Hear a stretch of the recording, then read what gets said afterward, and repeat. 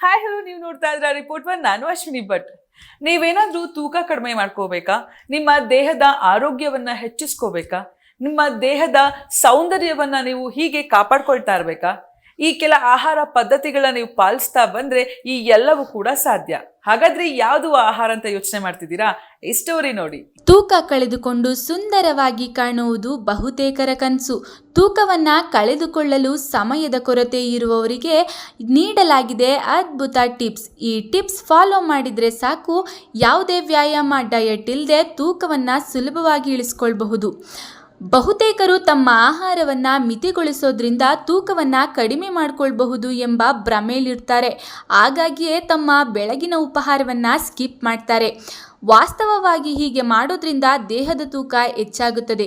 ಹಾಗಾಗಿ ಬೆಳಗಿನ ಉಪಹಾರದಲ್ಲಿ ಪೋಷಕಾಂಶಗಳಿಂದ ಸಮೃದ್ಧವಾಗಿರುವ ಆಹಾರವನ್ನ ಸೇವನೆ ಮಾಡಿ. ದಿನಕ್ಕೆ 3 ಬಾರಿ ತಿನ್ನುವ ಬದಲು 4 ಬಾರಿ ಆಹಾರವನ್ನ ಮಿತವಾಗಿ ಸೇವನೆ ಮಾಡಿ. ಆಹಾರದ ಸೇವನೆಯಿಂದ ಯಾವುದೇ ಕಾರಣಕ್ಕೂ ದೇಹದ ತೂಕ ಹೆಚ್ಚಾಗುವುದಿಲ್ಲ. ಹೆಚ್ಚೆಚ್ಚು ಕ್ಯಾಲೋರಿಗಳ ಸೇವನೆಯಿಂದ ದೇಹದ ತೂಕ ಅಪಾರ ಪ್ರಮಾಣದಲ್ಲಿ ಹೆಚ್ಚಳವಾಗುತ್ತದೆ. ಮುಖ್ಯವಾಗಿ ಸಕ್ಕರೆ, ಪಿಷ್ಟ ಆಹಾರ, ಎಣ್ಣೆಯಲ್ಲಿ ಕರಿದ ಆಹಾರಗಳಿಂದ ಸಂಪೂರ್ಣವಾಗಿ ದೂರದಲ್ಲಿರಿ. ಅಷ್ಟೇ ಅಲ್ಲದೆ ನಿಮ್ಮ ದಿನನಿತ್ಯ ಆಹಾರದ ಬದಲಾಗಿ ತಾಜಾ ಹಣ್ಣು ಮತ್ತು ತರಕಾರಿ ಹೆಚ್ಚಾಗಿ ತಿನ್ನಿ.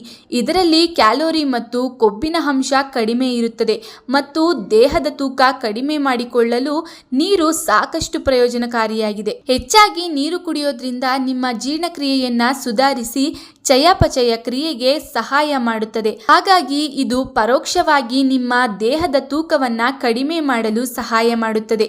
ನೀವು ತೂಕವನ್ನು ತ್ವರಿತವಾಗಿ ಕಳೆದುಕೊಳ್ಳಲು ಬಯಸುವವರಾಗಿದ್ದರೆ ರಾತ್ರಿಯ ಊಟವನ್ನು ಬೇಗ ಮುಗಿಸಿ. ತೂಕ ಇಳಿಕೆ ಮಾಡಿಕೊಳ್ಳಲು ಇದು ಸುಲಭವಾದ ಉಪಾಯವಾಗಿದ್ದು, ಹೀಗೆ ಮಾಡೋದ್ರಿಂದ ಜೀರ್ಣಕ್ರಿಯೆಗೆ ಸಹಾಯ ಮಾಡುತ್ತದೆ.